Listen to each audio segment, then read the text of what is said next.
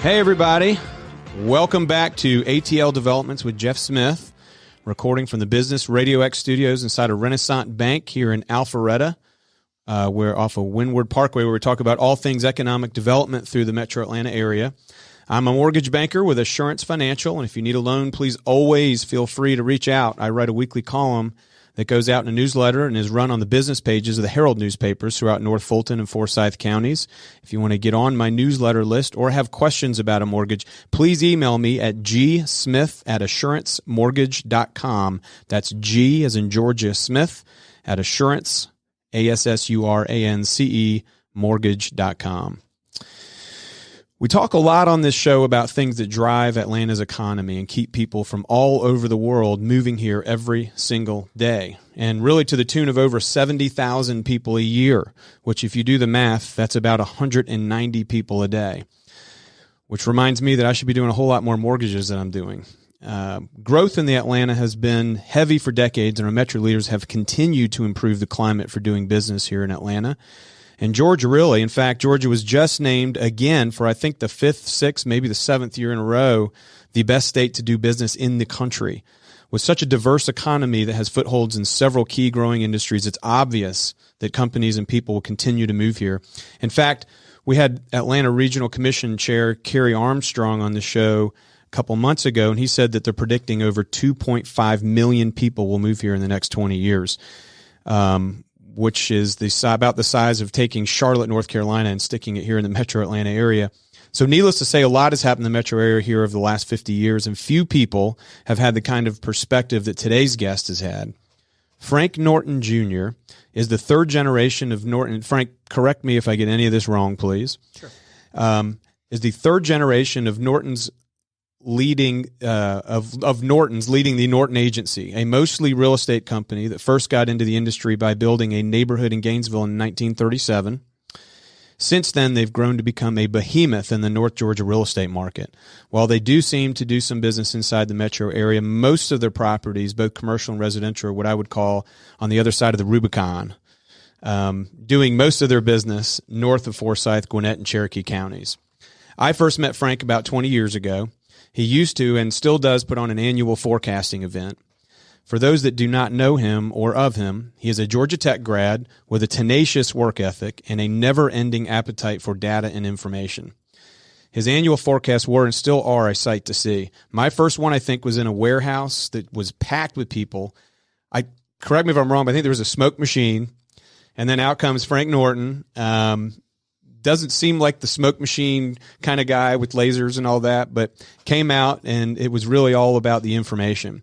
I was expecting big things and he delivered. I get information from people all the time, and there are a lot of folks who are really great at disseminating data and telling us what's going on right now and in the markets. There are very few people who actually take that data and turn it into actionable information predicting what will happen in the future. And of those few, I really don't know many, if any, that have been as spot on as Frank Jr. over the last 20, 30 years. So I saw him again at a homeowners show in Forsyth County, and I'll get to him in a second here. But it was really 5 years removed from the recession. The real estate market was starting to hum, and really it was propping up the recovery in a lot of ways. There wasn't as much fanfare on this event, but the information was just as big. He predicted that inventory levels at that time, especially in the lower price housing markets, were going to go towards zero. I think the title of your show was, "What Will You Do When Inventory Hits Zero?" And we all looked at you kind of like, what's this guy talking about? But a year later, we found out he was right on the money, as inventory levels even today for houses under 300,000 are close to 1 to 2 months. So one of my favorite quotes from him from that presentation was, "We used to look at the obituary for listings, but now we're checking the church bulletins to see who's sick." I thought it was great. I attributed that to somebody else. I did not say that. Well, you probably I did repeat it.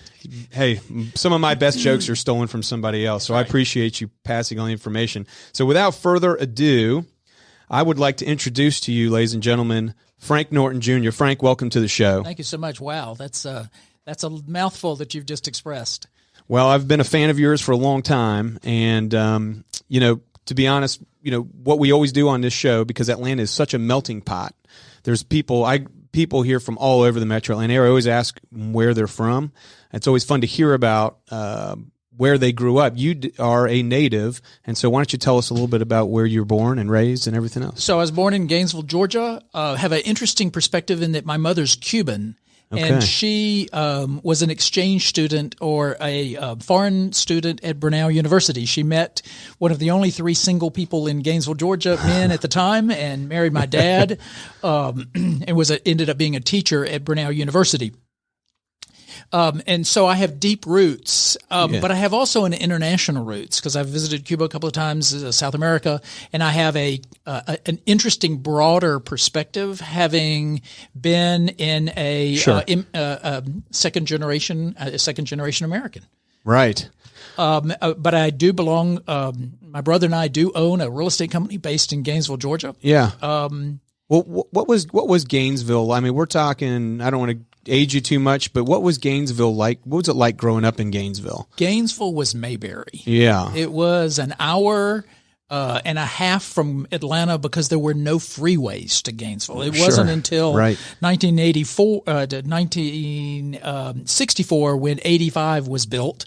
72, the outer perimeter northern arc was built. It wasn't until about 78 that 400 came up to the other side of the lake. It was a lake community, but it was a small agricultural-based community where everybody knew everybody else. Mm-hmm. I walked to elementary school both ways uphill in the snow, but I did walk to school in a community that everybody did know you. You played in the streets, and I remember one of the great things is there was a gentleman 2 doors down named DeBeecher Ward, and he'd be the Pied Piper.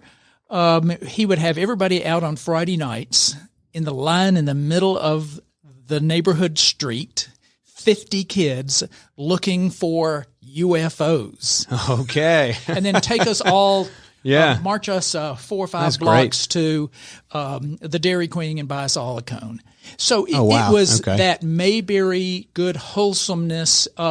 My dad and mom both worked in the business.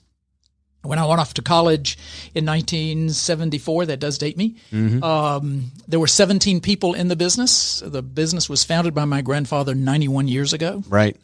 And now my brother and I are 3rd generation, and we have 4th generation in the business. And it certainly has exponentially grown. We have 19 offices across 2 states. Sure, absolutely. And today we are the largest privately owned insurance real estate company in the state of Georgia.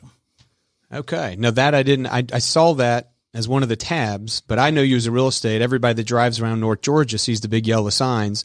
You either see the little yellow signs or the big yellow signs. And during their session, while we did make a little money, the really only person making a lot of money was our sign company. Right. And so, well, on the insurance, so what kind of insurance? So we do property casualty. Sure.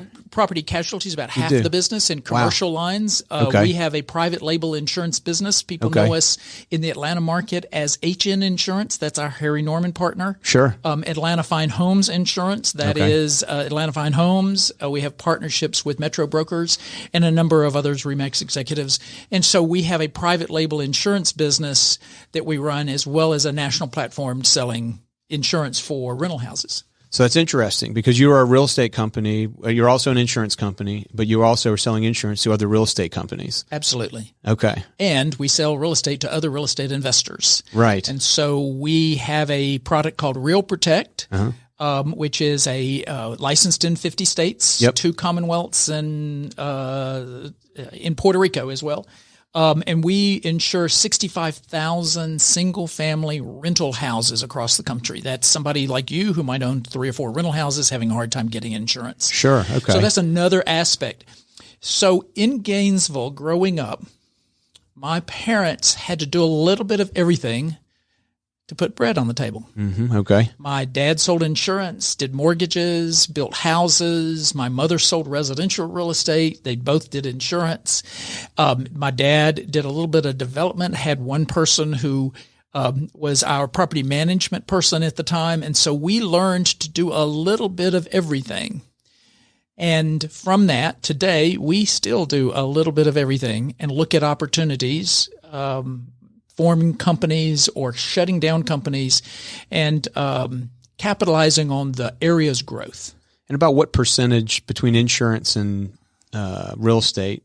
Well, we did $675 million in business volume last year. Okay. About half of it was most likely insurance. Okay. On the insurance side, we also have an investment division and represent a number of investor clients. Okay.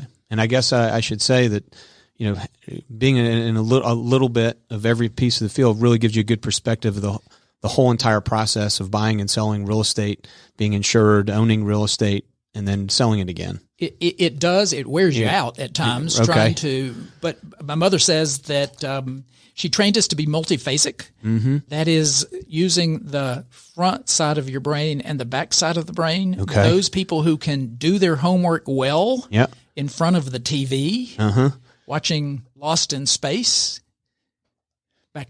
Yeah. No, I know Lost in Space. I know Lost in Space. I watched it. I watched it. And doing it well. Yeah. That's being able to use two sides of your brain. I got you. Multiphasic. And so it also brings up the question during the recession. I know the real estate industry, obviously went down like everybody else, but the insurance. The insurance is help prop you up, or well, it pays the bills, right?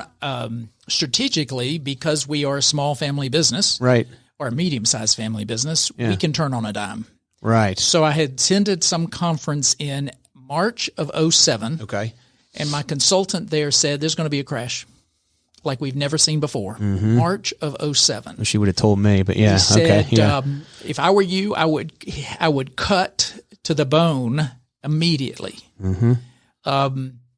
And I believe him. And you believed him. I believed him. And so we cut about $1 million in operating expenses from our platform, shut 2 offices down, and by July 1, I went on a 30-day vacation, but I had cleaned up our portfolio and got rid of an entire level of management. So how hard was it to convince people that this was the right thing to do? Because 2007, everybody was like, no way is anything. Nothing can touch us right now. We're bulletproof. I had come from that meeting, and I had convened my board. Uh-huh. Now, we've been in business 91 years today. Uh-huh. My father said we've been through 13 downturns and 13 upturns. Mm-hmm.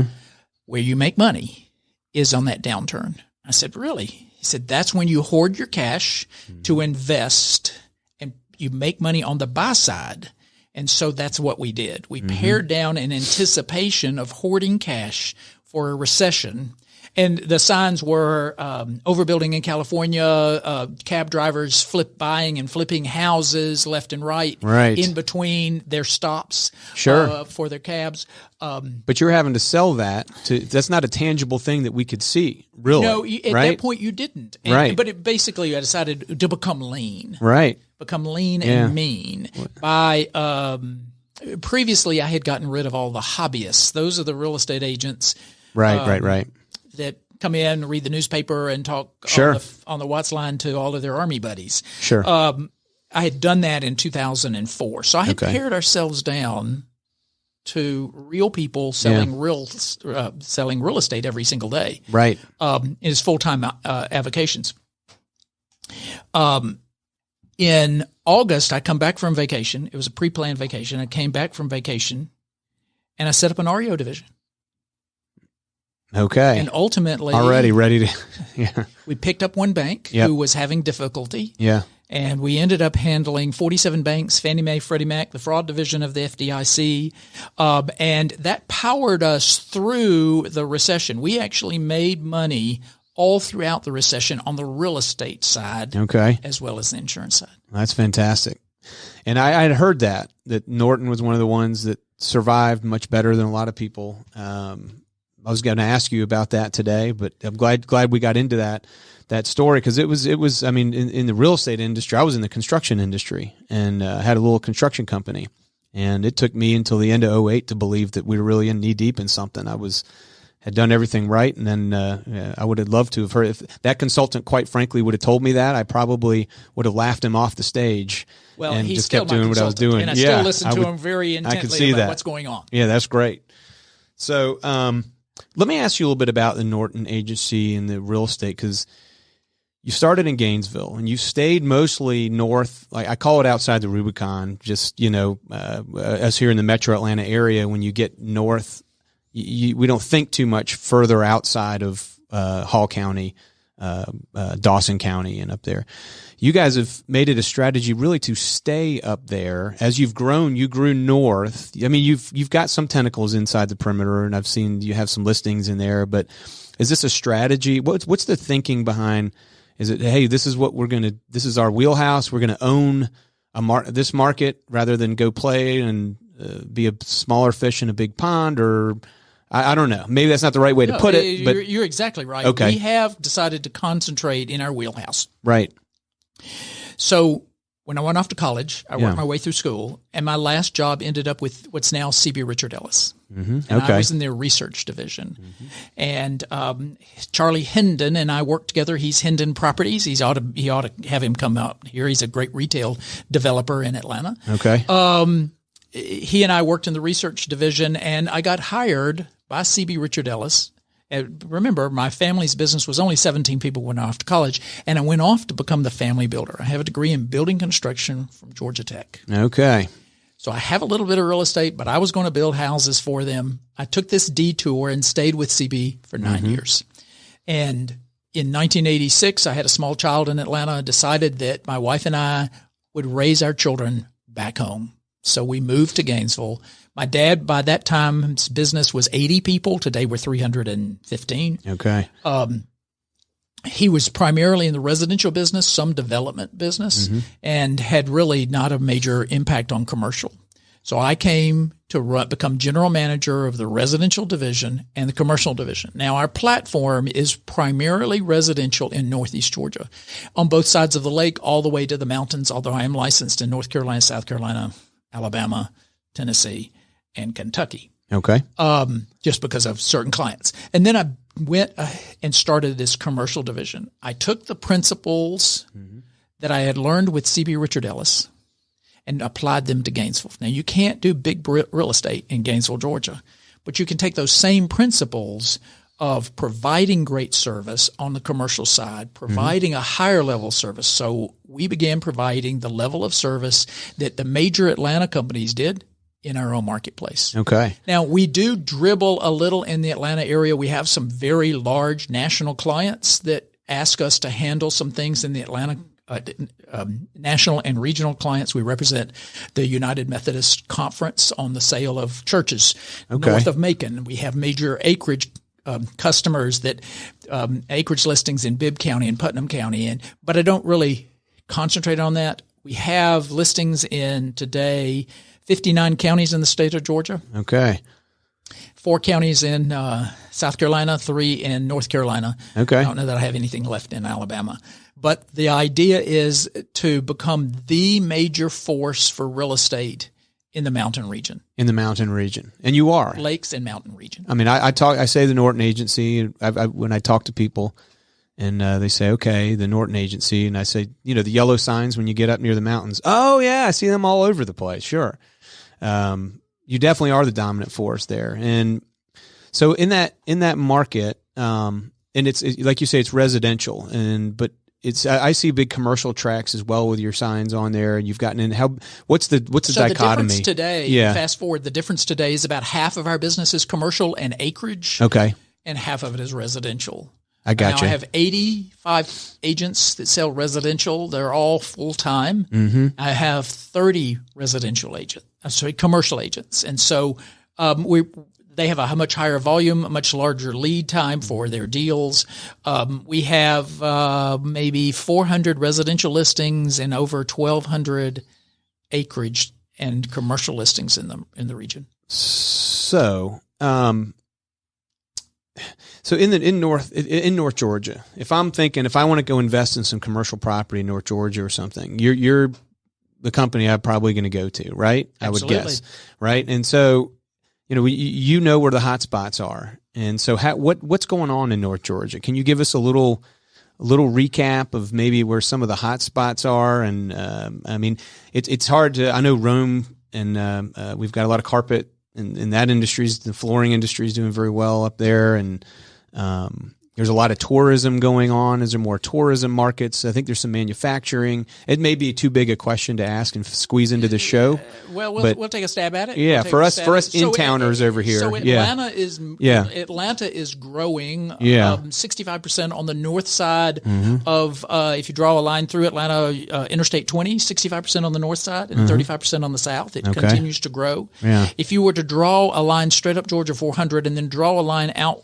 Interstate 20, that wedge of Georgia represents about 47% of all new major job relocations and expansions in the entire state. Okay. In the entire state. So that transportation corridor up 85 on 316 on Interstate 20 in Covington and Conyers, that market there attracting people like Facebook and Baxter Pharmaceuticals.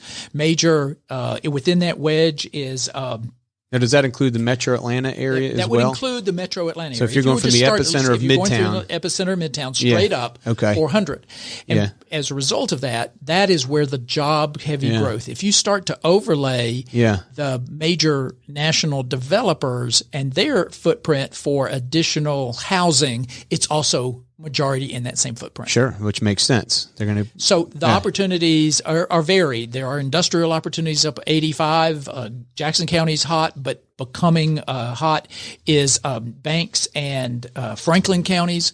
Up the 985 corridor. North of Gainesville, we're seeing tremendous activity. That's where the inland port is going to be relocated or being located there. That's going to bring businesses in and around the inland port that will ship their goods by rail to Savannah overnight.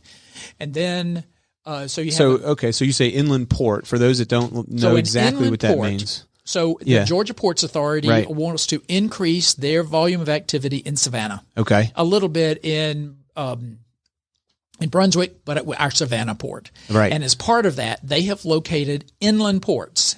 Rail centers. Not a port like we would think of as water. That's correct. Based, but right. Okay. With huge cranes lifting off containers off of tractor trailers, putting them on rail cars, and then sending them overnight to Savannah. Right. And so there's one in the Northwest outside of the Rome area.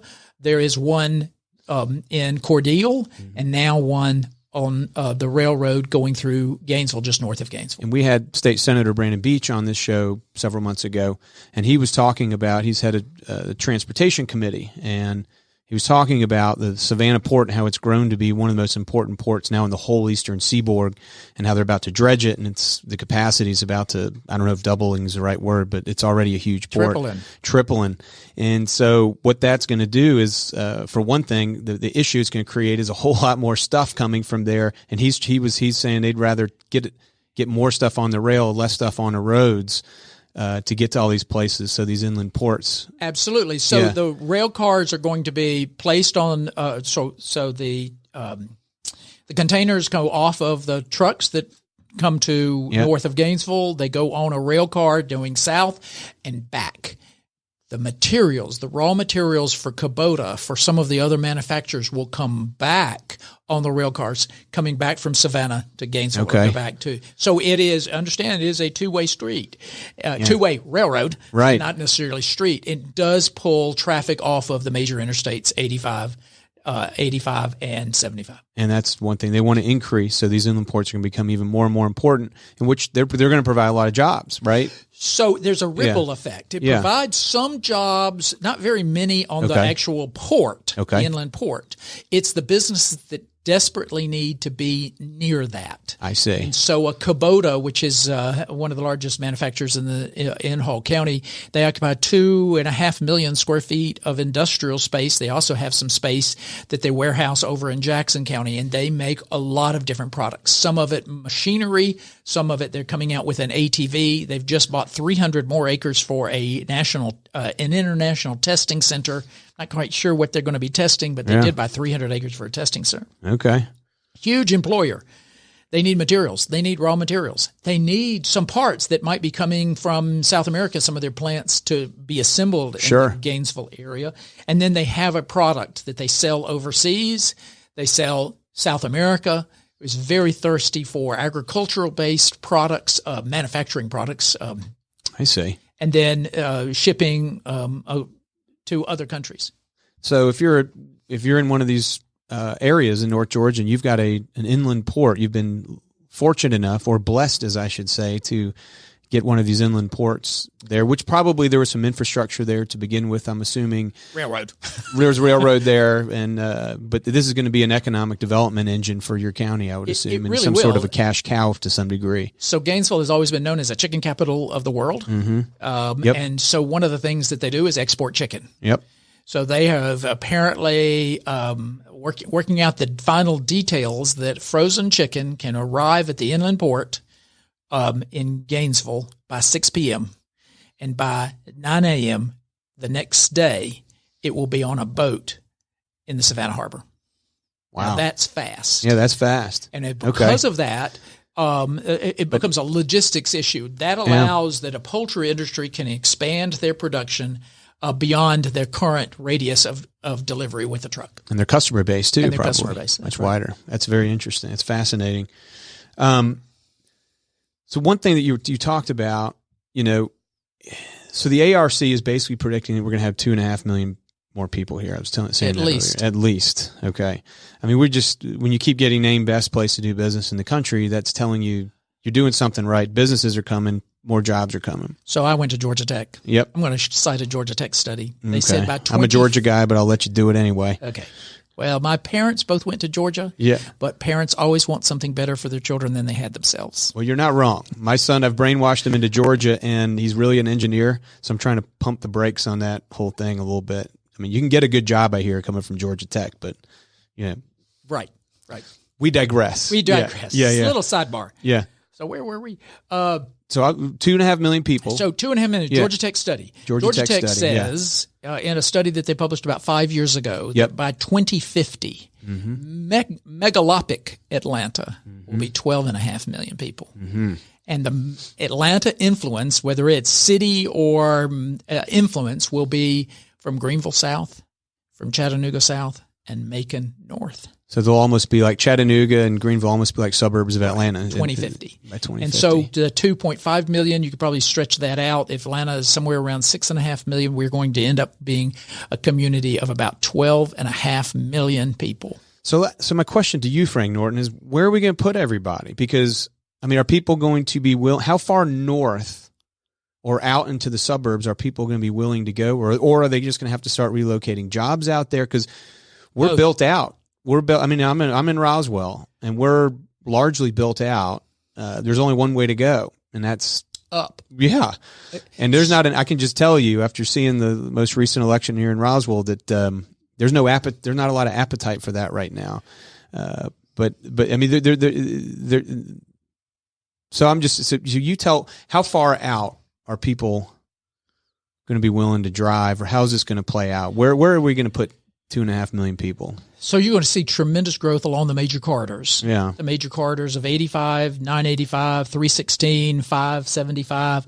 And then the density will be 1.5 miles to 2 miles in either direction on either side of the pipeline. That's where your heaviest density. There's still going to be a very strong amount of gentleman farms or land or houses with acreage. Look around us. There's land everywhere. It may not be in downtown city of Roswell or downtown city of Alpharetta, but they've started to densify downtown, midtown Atlanta. Look at all the stuff across from Georgia Tech. Absolutely. And so you are going up. It's going to require us to change our prejudice against density. Right. Change our prejudice against house size. Right. Of material choice and manufacturing type. So we're going to see more modular, more componentized or industrialized construction further out, because there's also a shortage of labor. We have a shortage of labor, and the Kubotas and all of the other manufacturers are gobbling up the labor, which is going to dwindle the pool of construction labor. And so I look in the mountains, and there's tons of land. Yeah. Tons of land. Up there, there's tons. But are so people going to be going out that far? You start to see, yes. I mean, Yes. And it's going to be interesting. I think that the automatic car, the automotive industry is also going to change how we carpool and how we drive. And it's also starting to help us rethink, do we need a 2-car garage? Are we going to need a 2-car garage 10 years from now? When the family has 1 car and everything else, you're being picked up in a computerized car that's carrying you down to Gwinnett County to work. And maybe there's 10 other people in there with you. And there may be 10 other people in that car. So I was reading about, I didn't follow to see what happened with it, but Dawson County was proposed, not Dawson County, but a developer was proposing to Dawson County their Avalon recently. I didn't see if that did that pass. I don't know if that passed or not, but it was tabled. It was tabled. Okay, but I think I know the project and it was tabled. Okay, it's still maybe back to the drawing board. Okay, but Dawson County, within that 1.5 miles from 400, still has a lot of developable land. Sure, I mean this is a tract of land that assembled is about 700, 800 acres. Well, it had a huge office component. It did have a huge, which made me. I'm always a big fan of more office, but it made me think they had to have had a headquarters or something, but that's a whole nother, somebody moving into the area. But that would have been a major change for Dawson County to have something. Maybe I haven't been there in long enough time, but well, Dawson County is a community of about 22,000 people, right? With a very nice outlet mall there, with a great outlet mall that, for them drives tax dollars from Gwinnett, Fulton, and DeKalb County to build the Dawson County school system. That's right. So you start to look at where the SPLOST dollars are. Only about 8% of the tax dollars in that mall are from residents of Dawson County. So they've got a huge windfall. Yep. If you look at the growth of 400 since 1978, when we started to see the road develop, there were major industrial or office purchases along the barren Georgia 400, which didn't go anywhere because it went to Dahlonega. And at that time, that wasn't anywhere. Right. It didn't even go that far. It went to Dawson County. And you saw a company that was a hospital computer company called HBO buy a large tract of land at Haynes Bridge. And then Cousins Properties and a group of joint ventures bought this huge tract of land, 800 acres in the middle of nowhere on Haynes Bridge to develop what? A mall? Yep. And then you saw Siemens locate a major headquarters. You saw Kimberly and Clark buy a piece of property in 1979 or maybe 1980 for their headquarters in the middle of nowhere on Holcomb Bridge Road. Yep. They paid $33,000 an acre. Oh, you're kidding. For that piece of property. I know. You still remember that? I still remember that. Our brokerage company handled that sale, bought 100 acres of about a $3 million sale. They're still there. One of our biggest employers in Roswell. Yeah. In the middle of nowhere. Yep. So now what we have is that next generation as office users are looking to be closer to workers or potential labor basis, then you're going to see the undeveloped exits in Forsyth and Dawson become major corporate campuses, just as State Farms is, just as Siemens is, and just as moving up Georgia 400. Now, are you going to get an Avalon way up there? Probably not anytime soon. Right. But we do have developers looking at a footprint, much like Windward did, the mobile land company did, when they purchased that land in the late 1970s and said, envision all of this farmland as a major office relocation. Everybody thought they were nuts. Yeah. Absolutely nuts. And look at what Windward is today. So I didn't want to brag when you first got on here, but I am the self-proclaimed keeper of the history of economic development for North Fulton. Oh, good for you. Yes, I claim it because nobody's one-upped me yet, but I haven't told it to you yet. But I have a question for you, because one of the things I can't find is somehow in Alpharetta, they were blessed with that fiber optic cable. They were the most connected city in the country for a brief period of time in the 1990s, and that's what drove a lot of that.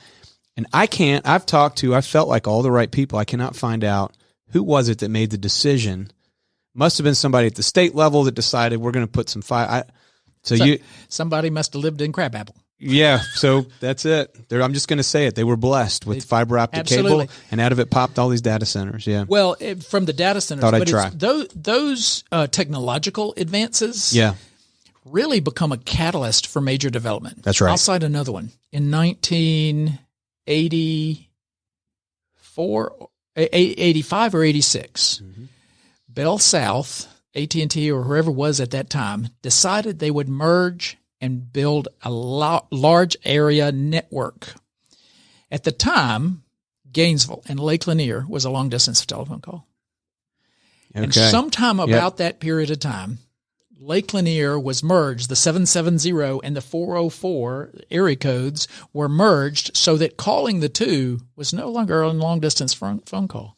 So we began seeing captains of industry buy or remodel their lake house, live on Lake Lanier, because it was a local telephone call on Lake Lanier to call to their office in Atlanta, Georgia. Just a little bit of change in technology can change everything. And I appreciate the Alpharetta story. Yeah. Fast forward, now there's some bills to provide high-speed internet service to the rural areas of Georgia. Right. And if we're ever going to create a balanced Georgia, and I don't know that we'll ever be able to create a balanced Georgia, but if we can move toward that, we have got to get high-speed internet service in Dublin, in Vidalia, in Valdosta, in the small and the medium-sized towns, but also in the towns in between. See, from where I am, I didn't even know that high-speed internet wasn't available in a lot of those parts. So I know that the state just approved the telecommunications companies given almost free rein to go put up 5G wherever they see fit, much to the chagrin of some of the local cities who are trying to get some sort of protections in there. But I imagine that'll have a similar effect maybe on the in-town ones. But when we say you don't have high-speed internet, are you talking we just don't have the cable, we don't have the infrastructure? You have internet deserts. Dry internet deserts. That is impossible to imagine for anybody in the metro Atlanta area. I'm just to know that there's a place where you have an internet desert. So I'll give you we still have some cell phone deserts in the state. My dad has a house in Sky Valley, which is north of Clayton, and you can't get a cell signal in Sky Valley. Okay. So houses languished. They put a cell tower there. Sounds like a great place to vacation. So they put a cell tower there. And now the houses are selling to Atlanta folks because you got a signal. Right. Now what we've got to do is we need the 5G. And sooner or later we're going to need 6 and 7 and 8 and 20G, whatever else they come up with. But here's an idea that I'm hearing some state legislatures on. We already have a pipeline. We already have pipelines through the state. Use the right-of-way of 85. Use the right-of-way of 75. Use the right-of-way of 80, of 120, or Interstate 20. Of 575. Use those as the major connecting points and then allow the cities that are close by to quickly connect and pay the connection into that pipeline. It's a trunk branch kind of method. We already own the right-of-way. Right. The state already owns the right-of-way. So let's blanket the state with major fiber optic cables in the existing highway right-of-way. So we're going to see density push further and further out into the further and further out. You know, the Rubicon's going to move. It's going to continuously move further north, right? It was, when I was growing up, it was pretty much right somewhere in Alpharetta, in my mind. If Forsyth County, Lake Lanier, you said it was a long-distance call. Well, it felt like a long-distance drive back in those days coming up from Roswell. Today, you get on 400, it's quick and easy jump up the road. So we're going to be seeing a lot more high density moving out into the country, I guess, near the mountains. We're going to see them treaded. They're going to have the foresight of some of our folks here in the metro area didn't have back when development was going on. We didn't have the community development tools and expertise that's available today. Some of our planning, could have been a little bit better. And believe me, we hear about it all the time. I'm an optimist. To me, there's a lot of places in this country that don't have a traffic problem and they wish they did. But what trends, I guess, should we be paying attention to? Now we're about to wrap this up because we've been going for a little while.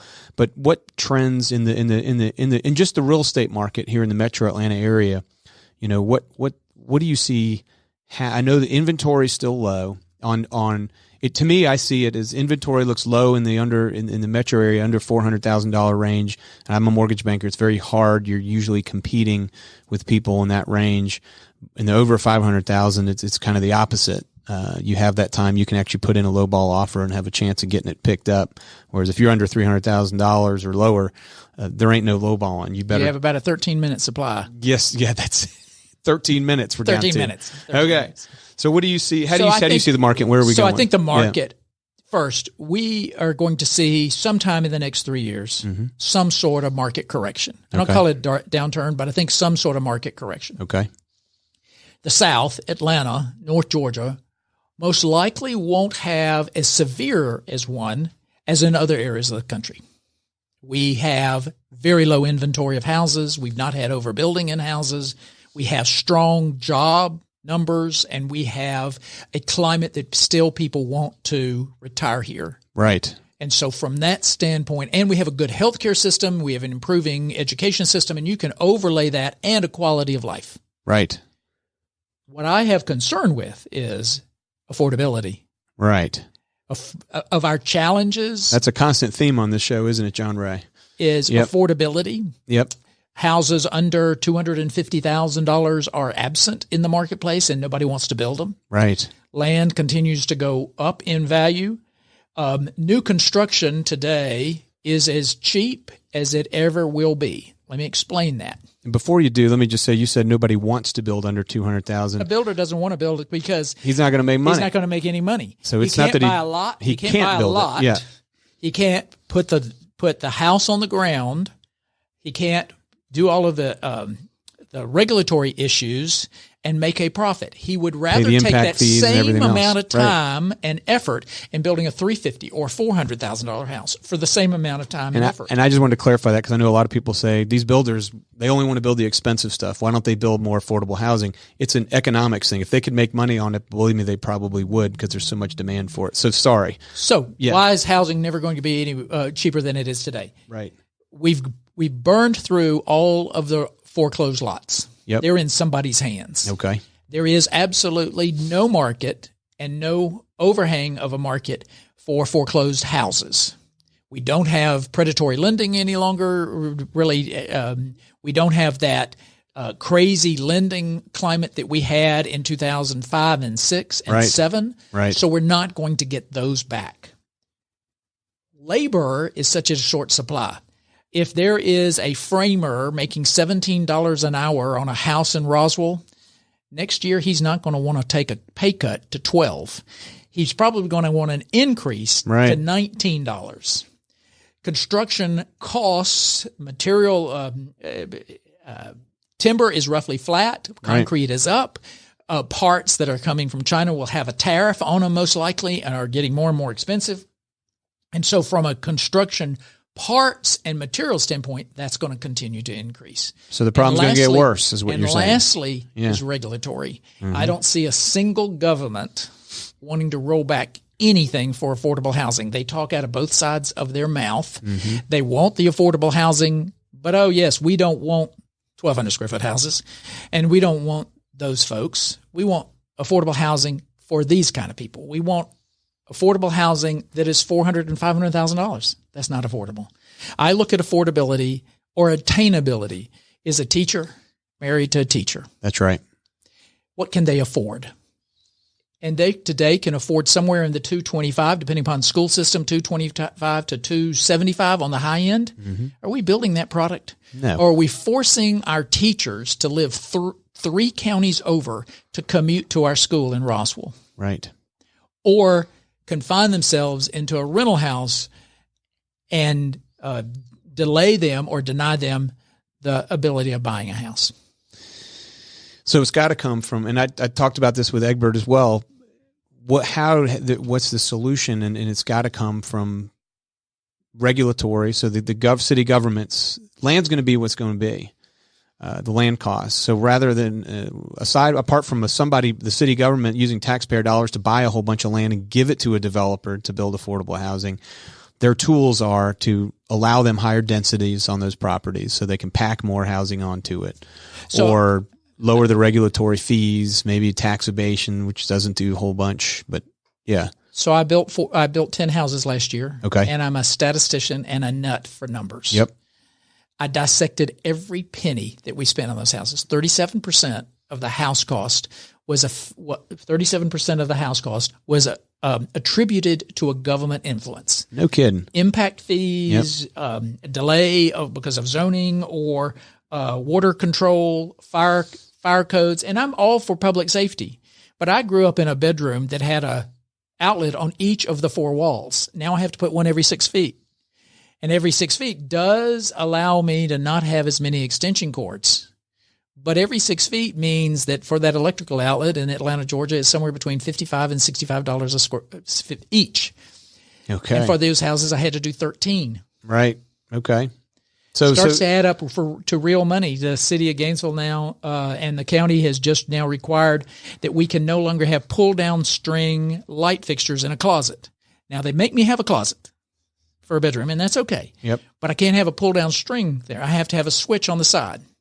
I'm not quite sure why, but because of that, that is only $160 times the number of closets I have. And so the governments need to strip clean their regulations. Perhaps we have regulations that are codes for affordable housing tied to home price. Sure. So we have a set of regulations still providing safety, and I'm all 100% for safety. Sure. For houses that are built and sold in Atlanta, Georgia for under $300,000. So a different set of regulations or even fees. Or apartments under $1,400 in Atlanta, Georha. And it'd be a different matrix in another community. But sure. you are – and the developer pledges that he'll keep those at that level or below that level for a period of time. Okay. But we're going to have to strip every single thing. The other thing we have to do is that for every regulation that is being considered by the city of Alpharetta or Milton or Johns Creek or whatever, they need to look at the unintended consequence against affordable housing. If I pass this, what is the effect on affordable housing? If I pass water control, if I have to have a settlement pond and it's of this size and this caliber and I now have to have an engineer, what is the cost there? So I was speaking to a surveyor, longtime surveyor in Forsyth County. Yep.